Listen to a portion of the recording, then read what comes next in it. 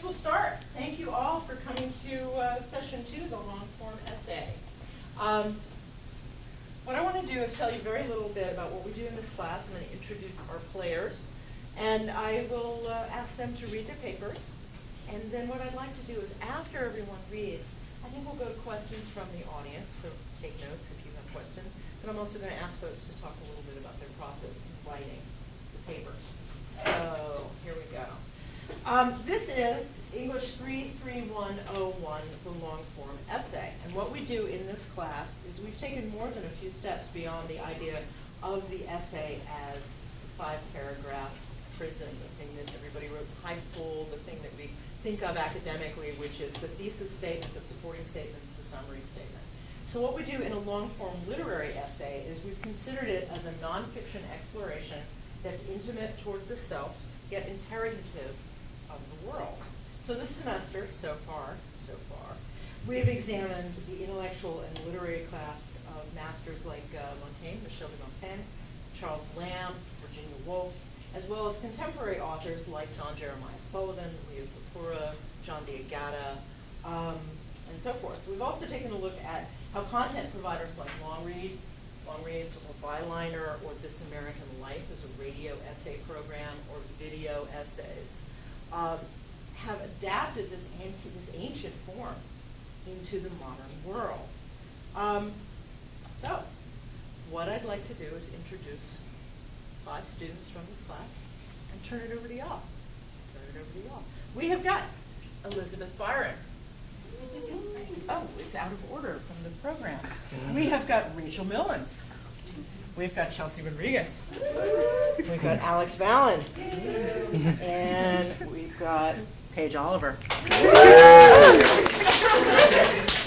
So, I think what I'd like to do is, Elizabeth, you want to start us off? My essay is Bad Artist, Good Art. Artists get to do a lot of stuff. They get to end books with passages with, yes, and his heart was going like mad, and I said, yes, I will, yes. And they get to send giant inflated yellow ducks bobbing around the world. They get to pee on a crucifix. Hell, they probably get to pee in the shower. And they get to do generally eccentric things because they have the value of their art to vouch for them. They paint ballerinas and compose Ride of the Valkyries and write The Wasteland. They are entitled to racist and anti-Semitic remarks. They create modern art and chronicle Don Juan and shoot elephants as they write about vast seas and old men. They get to be misogynists and enjoy the premium membership of the Master Less Monsters Club. They get to paint starry nights and write about the halos and gig lamps of life. They get to kill themselves, and we say it's something out of the ordinary, that it's romantically tragic. They get to become martyrs for their art, for transgressing the line between personal and social morality.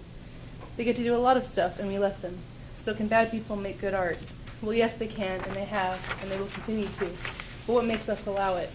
What makes the seed people generally regarded as bad people, the social failures and morally dubious, as offering something of value to us?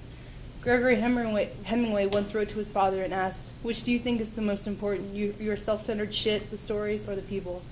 Where is the line drawn between the artist and the person? The value of their art often acts as recompense for the collateral damage of their lives. It makes it easy to excuse them.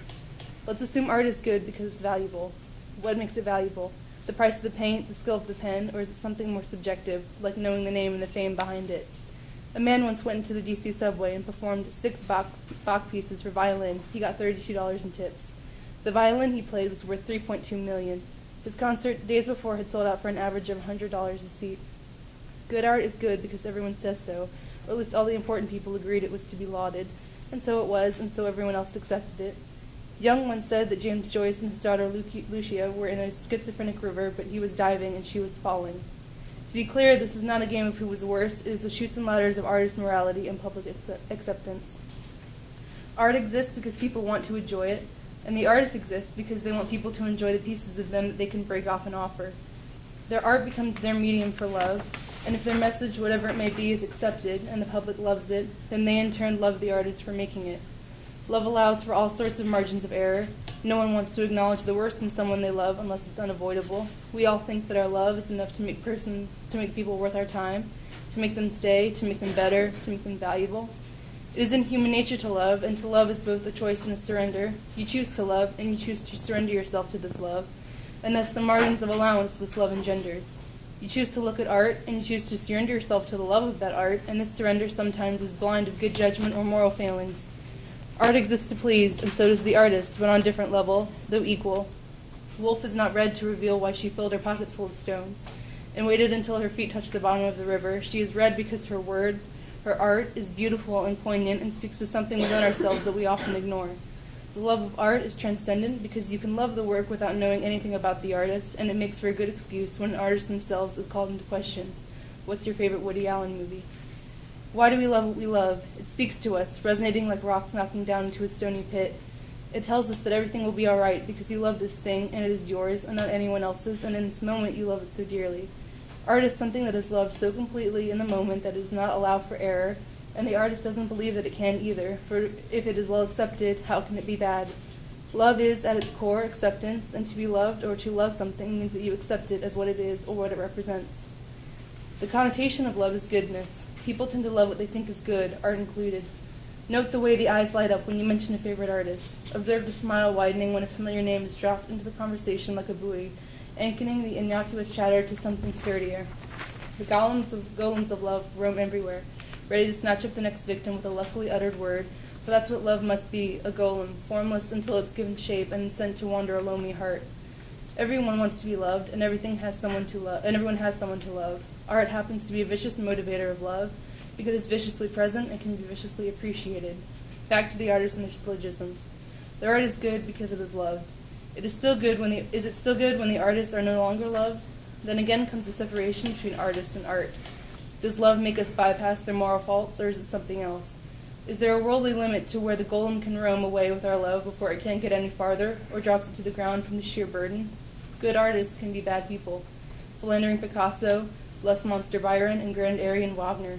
Why does their art excuse them? Because it is love, and love is beget from acceptance. We all agree that, to love their art, we must accept the artists in whatever great or terrible form they take. Their art is a reflection of themselves, or what they want us to see, and thus we love what we are presented with, perhaps not what is actually there, or what lies beneath. It is human nature to find love where it appears, and art is a highly conductive medium to generate love because, in a sense, art is love. Art is the neon sign of expression, and easy to connect to, and by default accept. Artists, then, are creating love when they create their masterpieces, for the love of the thing endures through time, though their reputation may not. Ask yourself about your favorite work of art, and then ask what you know about its creator.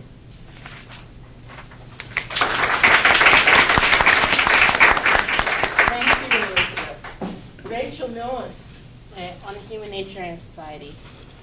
15 minutes before I leave for work, and now is when I decide to write my paper. I sit in my dorm alone, with music playing to drown any other sound. Why did I wait until the last minute to do my homework? Dorm life is okay. My neighbors are friends with each other, and my roommate is just someone I talk to when I'm trying to avoid my homework. Jealousy. Why do my neighbors get to be friends and I get to awkwardly share a room with a stranger? It seems to be a habit among college students to procrastinate. My roommate and neighbors openly and quickly admit that 90% of their homework is done the night before it's due. At least we have that in common. I still feel like an outsider on campus. To think that, as habitually procrastinating college students, I could use this commonality to make friends quickly and easily. I should be able to walk down to the student center and yell, "My homework is due in less than 24 hours and I haven't even started it yet." Who else is in the same boat? Ta-da, friends. Life is never that simple. People are picky. I'm picky. I leave for work at the final minute. I'm on time, but if I had stopped for anything, I would have been late. Babysitting is easy, and children are interesting. We went to the park and to watch how children, whether they are 4 years old or 10 years old, seem to know where to go and how to play and make friends quickly and easily. Children make life seem so simple. In reality, it is. Adults complicate things. I should have worked on my paper sooner. I think I do my best running when I'm under pressure. I don't really give myself time to write leisurely anyway, especially if it's homework. I was able to spend Valentine's Day and all weekend with my boyfriend. I haven't seen him since he left for UJ in January, and our time spent together was even more enjoyable than it usually was when we were able to spend every day together. I cried when he had to leave on Sunday, but I was relieved to let him go. I enjoy being able to miss the ones I love. It makes our time together even better. On campus, I still feel like a stranger. Given we've had 2 snowstorms within 3 weeks, and classes were canceled for both storms, I haven't had much time to get to know anyone on campus. Every time it snowed, I packed my stuff and went home. Maybe if I had stayed on campus, I would have been forced to work with other people stuck on campus without a car in order to survive snowpocalypse. Apocalyptic scenarios always give reason for people to come together. Hopefully Georgia will ice over again and I can stay on campus and make friends. I wish this essay had to be shorter than 1,200 words. Not saying that I can't write a 1,200-word essay, but it would make life a lot easier if I only had to write 800 words. I need to learn to give myself more time. I also need food. Procrastination is an interesting side effect of college life. I don't think students are told to procrastinate, but rather the fact that they are told not to is why they, me included, do it. Maybe teachers should tell their students to procrastinate. Oddly enough, my closest friends don't procrastinate. Maybe the commonality among college students to procrastinate isn't what I look for in my friends. I joined the debate club on campus and I've only been to one meeting thanks to the weather and cancellations. These people are interesting, opinionated, but righteously so. I think I can be friends with them. What's the commonality between us? Is it because we're all part of the debate club? Can it really be that simple? I have to leave for work again in less than 20 minutes. I still need food. My room is cold. I need to focus on this essay. Do children procrastinate like adults? Of course not. Their parents tell them to get whatever work they have to get done now so they can play later.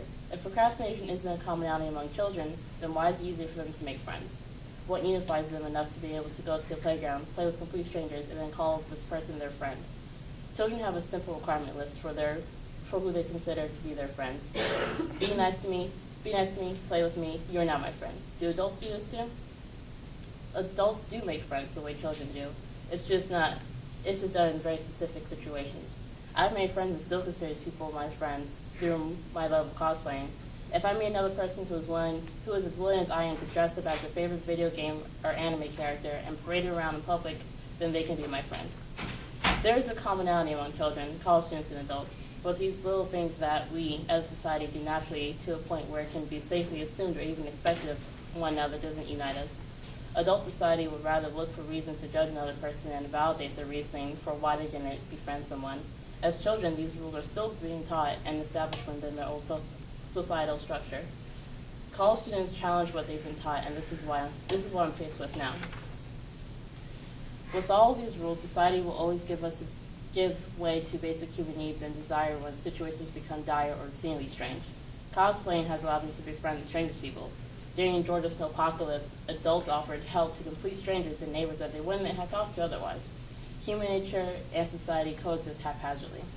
Acceptable social standards can make us forget the basic things that should give us reason to befriend each other. Children do this, and this is why they can go to the park and call another child their friend after 20 minutes of playing with them.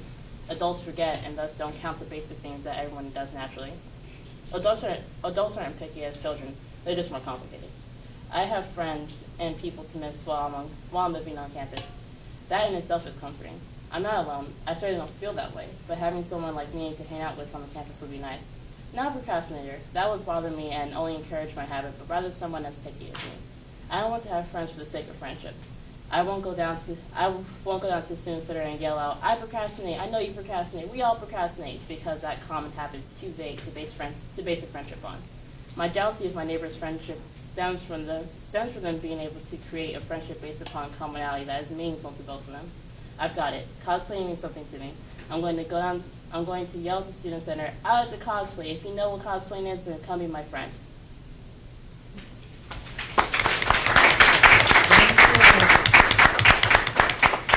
Our next player, Chelsea Rodriguez. All right. On human nature. What we create. On my 20th birthday, my friends and I went to the High Museum of Art. We had gotten the college student discount to see the Andy Warhol exhibit. My best friend had made the event for me. He said most of the things that I couldn't say. The description read, "Chelsea bought a new dress for this, so look like you belong with her." The dress wasn't really that important. To be honest, I'd bought a new dress every week for nearly 2 months. The moral of that little digression is that teenagers should never be trusted with any amount of money. Anyway, I wanted to have a dress code because adults have parties with dress codes, and we were pretending to be adults, even though the youngest of us had just left being 18 behind. I remember approaching the Lichtenstein house, which was set outside the High. I never really understood art, or at least paintings and sculptures. Yes, they were beautiful, and yes, it takes skill, but I've never been moved by it. The Lichtenstein house is this giant optical illusion. From far away, it looks like any other cartoon suburban home, but as you get closer, the fullness of it disappears. Nothing Nothing changes but your perspective. If only all visual art had the same impact as that optical illusion, because that house blew my mind. We asked someone to take our photo in front of the house so we could put it on the internet. Then everyone could see that I had a much more cultural day than them. We were creating ourselves. What we protect. Before we could get to the space with all of the Andy Warhol stuff, we had to pass through a few rooms filled with large foam-looking sculptures. The one we were standing in front of was dark blue. They all looked like giant exploded lima beans. Around all these giant beans were low wire barricades. It really couldn't keep much of anything out. It was more of a suggestion. The wire said, "Please, if you can help it, don't cross me." There was a little boy not too far from us. He reminded me of my nephew, who was made completely of hands and wonder. I wouldn't take my nephew to a museum, though. All he wanted to do was touch things.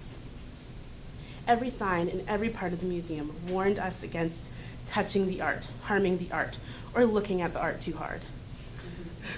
The little boy looked bored at the giant cushions. He looked on the outside the way I felt, confused by it and kind of bored. He crept towards the low wire, and my friends and I just watched. Then an older woman walked to him and took his hand. The kid looked up at her as though she had a face he had never seen before. His mother, who was only one sculpture away, strode over, picked him up, and gave the woman an intense look. The mother left the room with her child on her hip. The woman was left there fighting back a sheepish look. She was probably trying to replace her embarrassment with a look of righteousness. She was the protector of giant velvet lima beans. We find what is beautiful. The woman could have been crazy. She looked exactly like I'd expect a French woman to look based on my many hours of watching television. She was petite with blonde hair and kind of messy, but perfect black jeans and a scarf that looked like it could swallow her head whole. She was crying while observing a painting. I'm assuming she's French, but then again, the Louvre was filled with tourists, including me and my student ambassador group. But no one would ever mistake us for being French in our matching t-shirts and khaki pants. It was practically the tourist uniform. The tour leader was taking us towards the Mona Lisa. He told us not to take pictures of the Mona Lisa. Then he would repeat it again in French, as if any of us spoke French. The room where the Mona Lisa was very crowded. The paintings were surrounded by 12 other unspectacular paintings, so it really stood out. But after a while of being in the back of the crowd, I decided to walk back towards the gift shop. On my way there, I saw her again. Beautiful French woman, small and sad and crying in front of an unspectacular painting. I figured it was the painting that had made her cry, though really, there could have been a number of things that could have happened. I didn't know her. She could have been crazy. She could have just murdered her boyfriend and decided to enjoy her last bits of freedom before the police caught her. She could have been one of those people who cried at sunsets or commercials about puppies. But it was more romantic to think that there was something so beautiful in that painting that no one else could see that moved her. What we destroy. Sometimes I want to fall to my knees and thank every god that has ever been worshipped that I'm not that interesting. My life has less scandal than a 1950s sitcom, and it was just as simple. All of the problems get resolved in a reasonable amount of time, and they all seem to play out in black and white. Not everyone has this privilege. There's no nice way to say it, but I love gossip.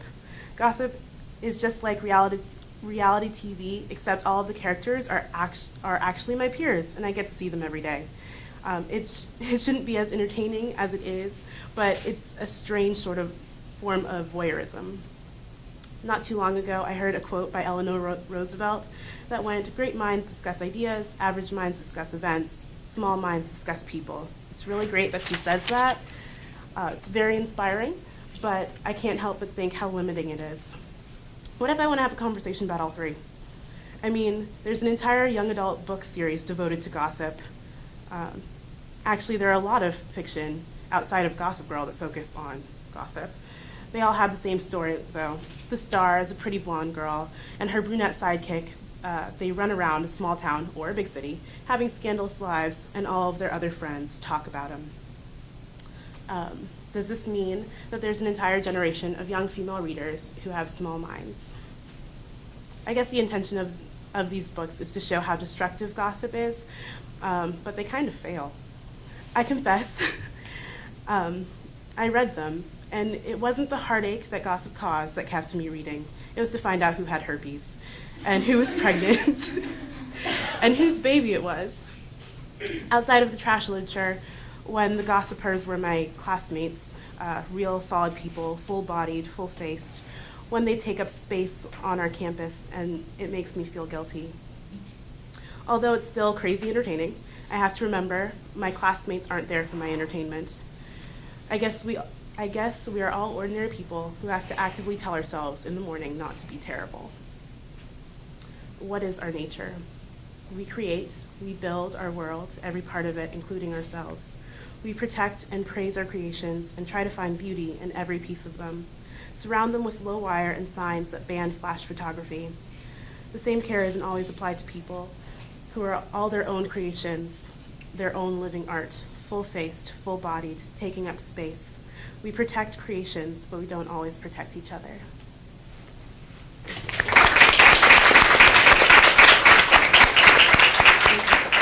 Thank you. Next up, Alex Allen. Transgenre Dysphoria Blues.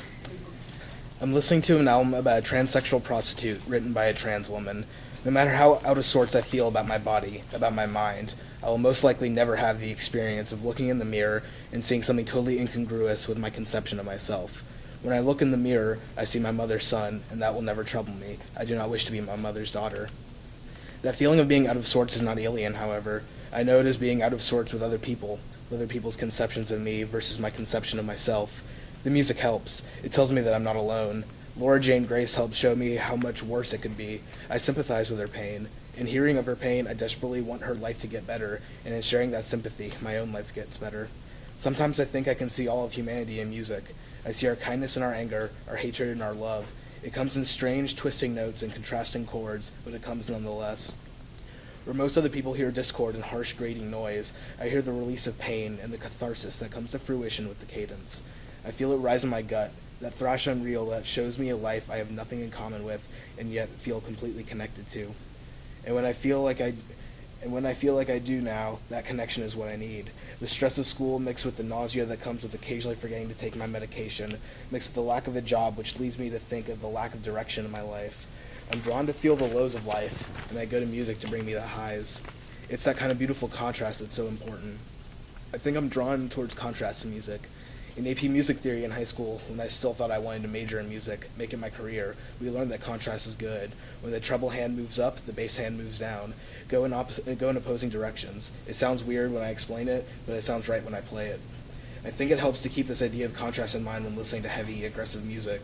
When the vocals on Deaf Heaven's Sunbather grate against my ears in the prototypical way that black metal vocals do, I listen to the guitars behind it. The guitar flows, the octave chords giving a sense of melancholy, a lust to drag my emotion out to blend and complement the lyrics. George Clark screams, I gaze into reflective eyes, I cried against an ocean of light. I understand. I haven't been in that place before, but now I have. By oneself, the experience of life can be so limited. My experience of life is limited by living in Georgia instead of New York, America instead of Asia, being white instead of black. I can covet and collect a myriad of experiences. I study abroad in Oxford. I volunteer at vegetarian cafes. I become the editor of a college literary magazine. I desperately try to get a job at a record store.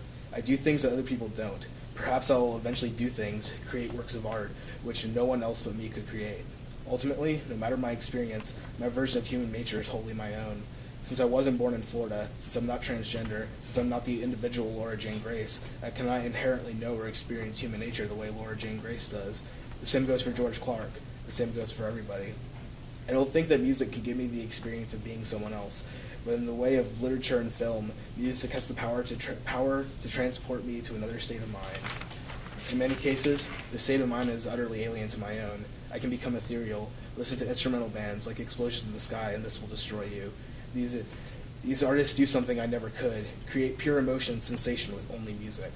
The only words I receive from the musicians come from song titles. I take the title, a throwaway phrase like your hand in mine, and the rise and fall of chiming guitars and orchestral drums brings me a story. The story is every love in my present and past. I see myself walking along frozen Atlanta streets in the dark of night. I feel myself lying in bed alone, a high school student aching for the love of a dream.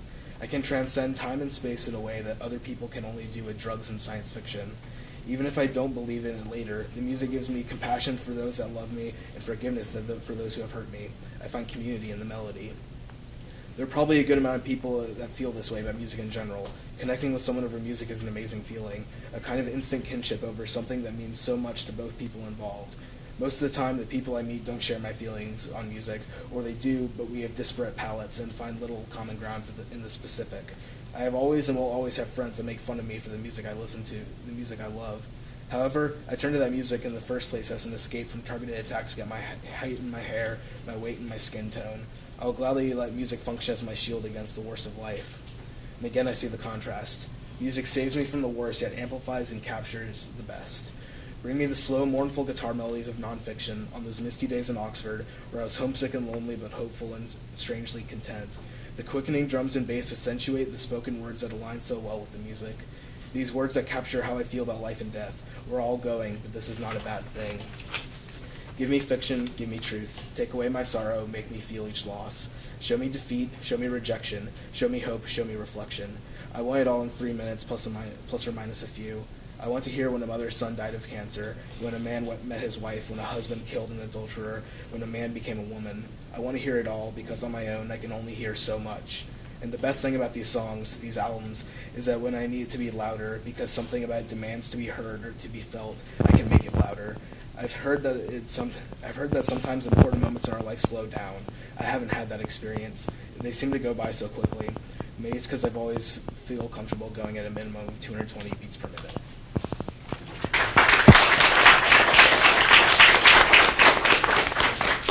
Thank you. And Paige Oliver. On human nature and the cosmos. My professor tells my class that humanity is improbable. He tells us that the cosmos is much larger than it appears, and that the elements found on Earth comprise a mere fraction of it. Baryonic matter, the parts of the universe we can detect, things like stars, heavy elements, and free-floating hydrogen and helium atoms, only constitute about 5% of reality. The other 95% of the universe is made up of matter and energy that we can't even detect or classify, he says. Not only is our universe particularly large and alien, but also we humans are particularly small and limited, he implies with his next point. There are only 4,600 parts of carbon per million parts of baryonic matter in the Milky Way. Carbon is the building block of life, and it is incredibly rare, even when we only compare it to the other types of matter we can currently detect. Life, my professor concludes, while my class and I struggle to write down the data he's already conveyed, is an irregularity. Earth is a newborn in relation to the oldest parts of our universe, and the organisms it supports are a mere pixel on the screen of reality. It is only by the remotest chance that humanity exists at all. In short, I think, we are anomalous, we are precarious, we are insignificant. I don't need to write those facts down in my notebook. For me, they constitute not so much a revelation as a refrain. I feel like I'm exploding, I told my therapist. I mean, not like exploding, because an explosion happens all at once. Like I'm flying apart, I guess. Not as fast, but with the same force? My therapist looked especially patient, which is how I knew I wasn't making much sense. I pressed on anyhow. But at the same time, I sort of feel like I'm falling, sinking, or being pulled down. By anything specific? He asks. Just by myself, I guess. It's all internal. My therapist made a note on his tablet. I couldn't see why. We'd had this conversation dozens of times, maybe hundreds since I first started seeing him. The only thing that changed were the metaphors I used to describe the push-pull of my anxiety and depression. I would not find a perfect analogy to encapsulate the experience until I learned about the mechanics of stars. The energy a star puts off results from innumerable continual explosions occurring in its atoms. These explosions fight against the gravity holding the star together, emitting light and heat, even as the star is pulled ever inward by its own mass and motion. All stars run out of fuel and die eventually, but if the star is massive enough, it gives one final great explosion before collapsing in on itself.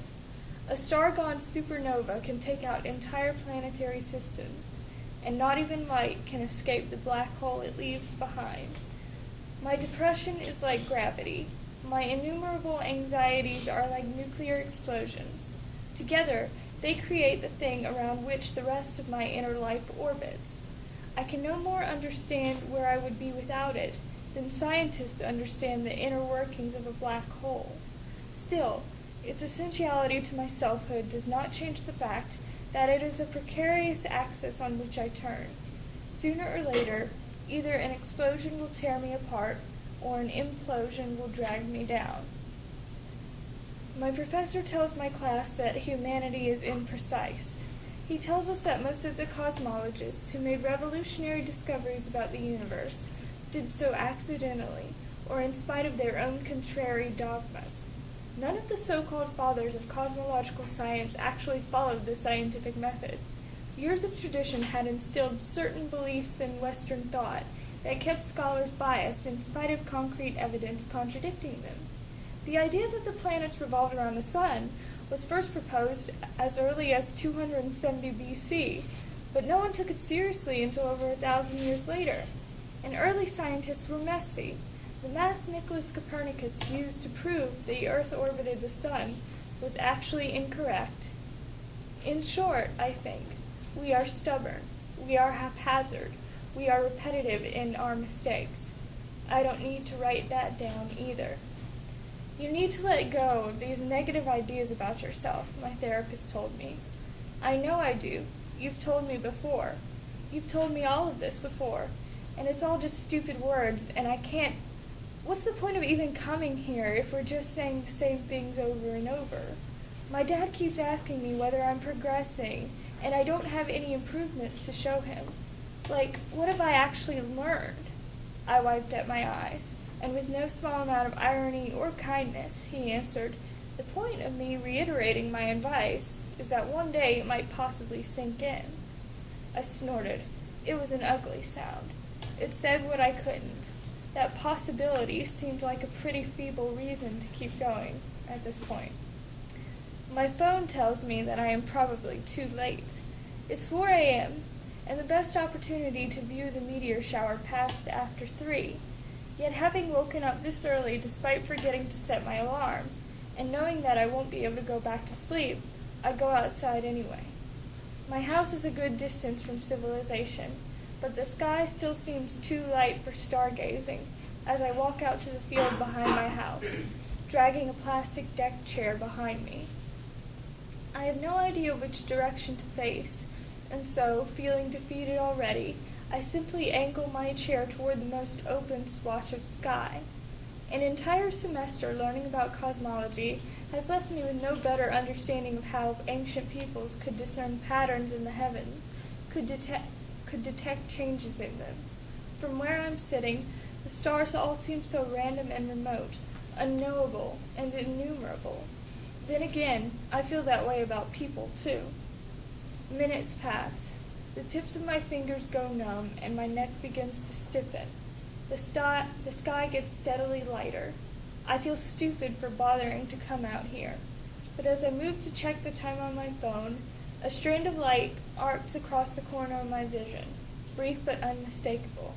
I jerk my head to look, but the meteor has already disintegrated. It was there, though, wasn't it? I won't see any more shooting stars this morning. A single meteor gone in a moment seems like the definition of anticlimax, but somehow I feel a little more at peace. Hey, I tell the part of the sky that held it, however briefly, I guess you were late, too.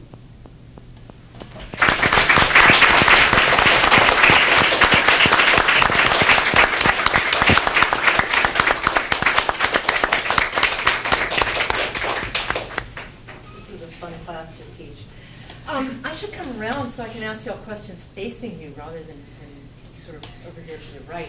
I want to ask a couple of questions, get a conversation started, and then turn it over to questions from the audience. In this class, we've talked a lot about a lot of things, but I want to throw out 3 different ideas and see if anybody wants to respond to them. We've talked about different form for the literary essay, the long form essay. We've talked about graded, segmented, hermit crab essays, and I'm hearing a lot of different forms in these. So I'd like to know if anybody wants to discuss the form they chose and why. Or we've also talked about, the large and the narrow, that a literary long form essay is about both. That's what some people call the thing and the other thing. So I might want you to talk about, what is the intimate versus the large in your essay? Or is there an essay that influenced you? I can hear an influence in pages, but we know what that is. So if anybody wants to speak to either form and their choice of form, large versus narrow, and how they approached it, or if there's a particular literary essayist who influenced you and why. Throwing it out to the group. I mean, a particular essayist that influenced me was Virginia Woolf, obviously. Tell me why. Her essay, A Street Haunting, is about her going out to buy a pencil, and then it kind of changes into this dialogue about the connection between humans and the connection with the rest of the world. And I don't know, I just think there's something there's some truth in that. Like the essay is written to get to what the truth is.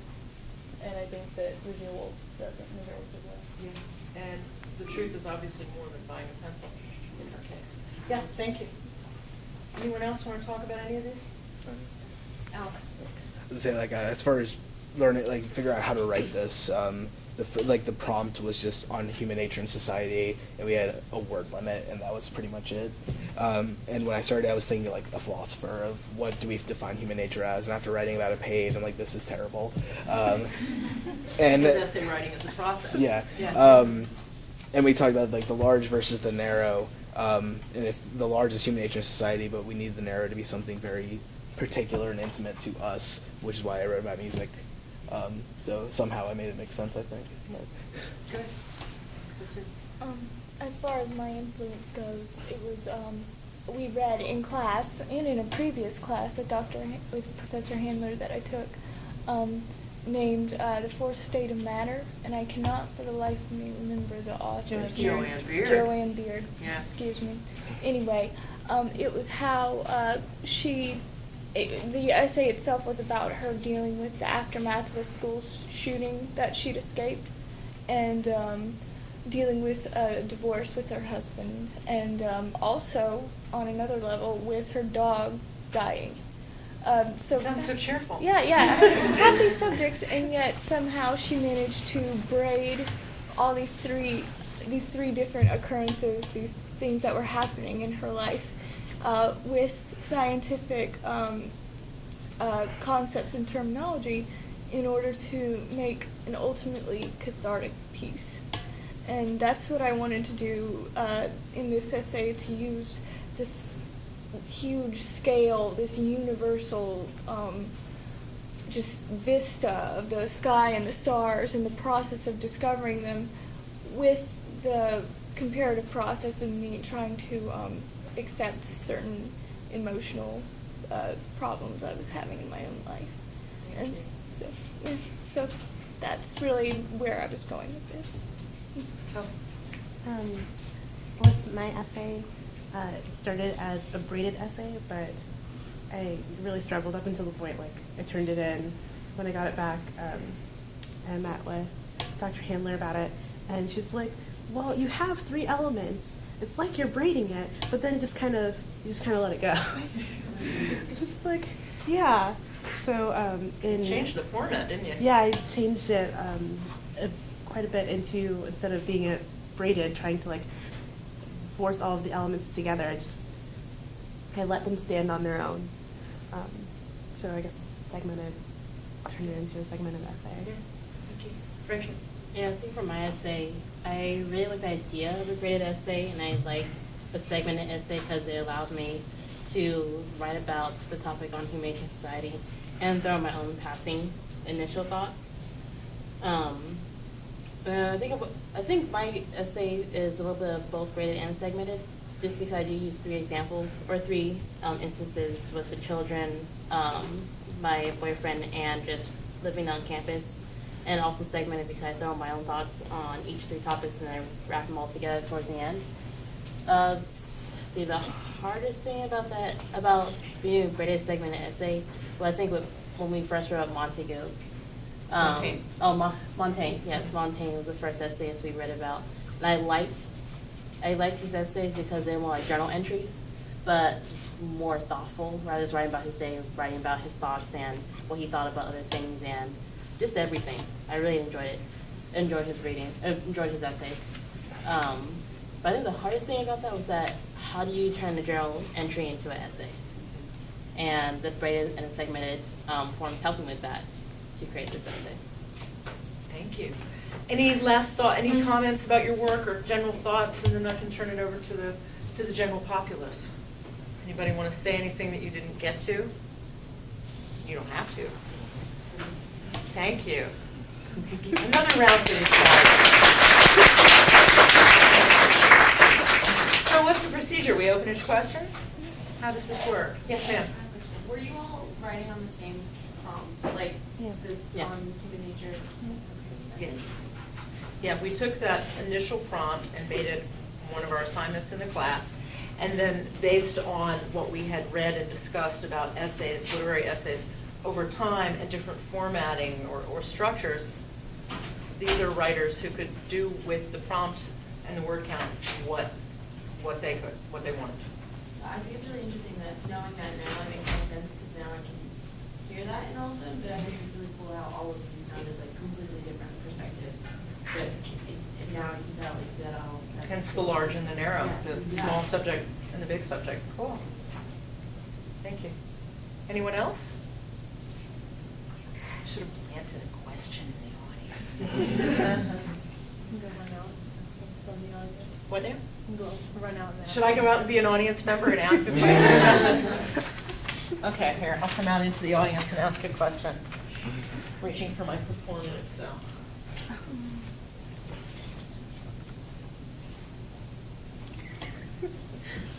Yes. Thank You have a question? So each of you, what have you learned about, or what are your thoughts on the revision process in a literary essay? Is it something you do right, or is it something, Alex, I think was saying you started one and then decided that your work was terrible, and then you had to start over. So talk to us a little bit about the exploratory process in literary essay. Anyone? Elizabeth. Well, the literary essay is essentially what truth is to you and what your opinion, it's basically your opinion on something, but you're also exploring the topic yourself. Like you were learning as you were writing about it, about what you were writing. And what was the question? You pretty much answered it. What are your thoughts on the exploratory process in writing? And the revision process is a constant thing. It's still like, I'm still reading this and like I still need to go over it again. Like it's constantly changing, and the essay is something that I think is just like a very fluid means of expression. So it's always, you're always revising it because you're always going to change your opinion on it. I would agree because, like, I think literary essays are hard to write than academic essays. Because academic essays, you're usually doing research, you're maybe throwing a comment here and there, but it's mostly research and just facts. And the only thing to change about it is possibly where one paragraph makes more sense, grammar errors, punctual, things like that. But a literary essay, you're writing down how you feel, and then you might read over it like within 2 days and go, I don't feel like that anymore, and completely scrap it. And just imagine like you have a week deadline for paper and you're scrapping every other day. I think one essay I recently turned in, we had to do hermit crab stuff. And I don't think we know what a hermit crab is The hardest essay. Yeah, the hardest essay you will ever write. It essentially is you're writing an essay in the form of something else. I think we had 2 examples of an essay in the form of a Craigslist ad. I heard that in class. Another essay in the form of Recipes. Recipes and syllabi. Yeah, syllabi. I didn't remember the syllabi. She suggested it. job application. The job application. So just imagine you're trying to write an essay. in the form of something else, but you don't want to get too hung up on the form where it doesn't look like an essay anymore, it actually looks like a job application. So I remember that essay, I wrote one up in the form of the 10 Commandments, and I think when I got to the 12th commandment, I was just like, okay, this is not what I want it to be anymore. And so I just ignored it for like 4 days. I was like, I'm never gonna touch it. And the day before it was due, I was like, oh my God, I have an idea. I'm gonna write it in Psalms. And so I wrote the whole thing in Psalms, and it was much better. But the essay was late, and I'm just like, but this is so much better. So I turned it in late anyway, and it just got kind of processed where with literary essays, you may or may not have an idea or inspiration until the day of the deadline, or you might just be scrapping all week long until you figure out, oh, okay, this is actually how I feel.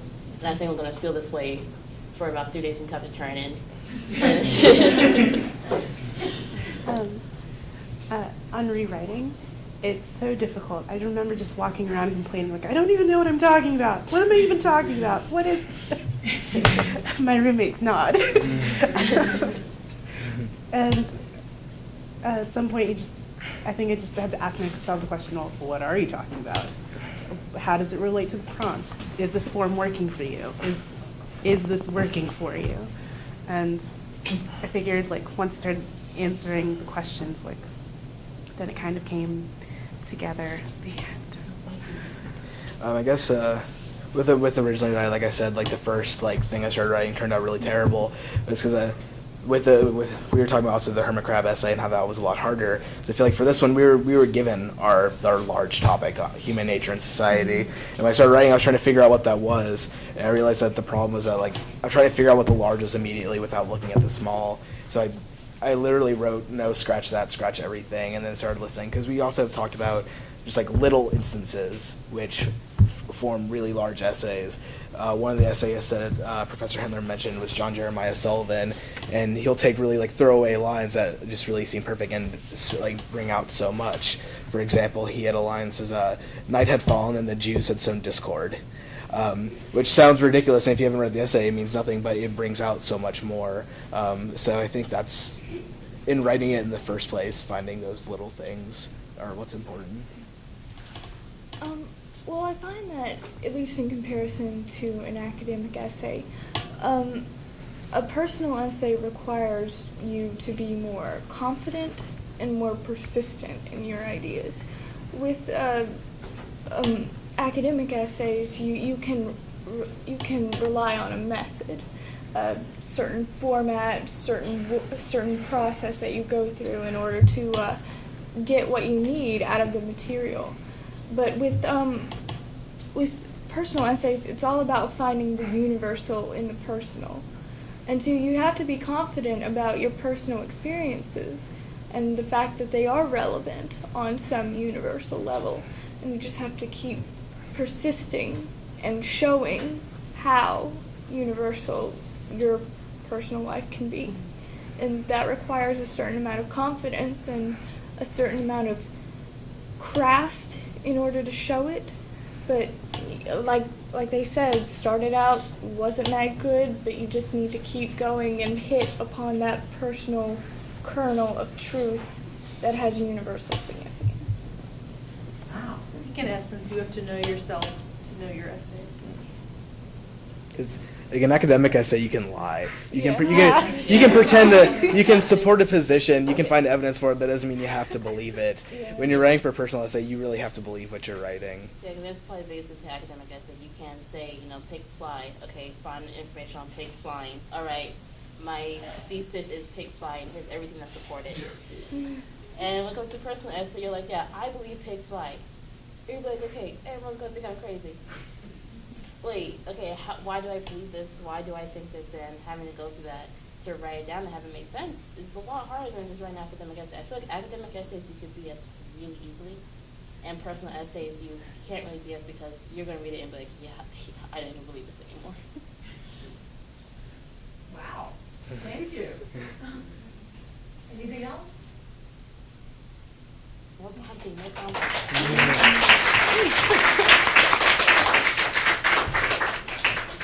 Well, thank you, long-form essay students, English 33101, spring 2014.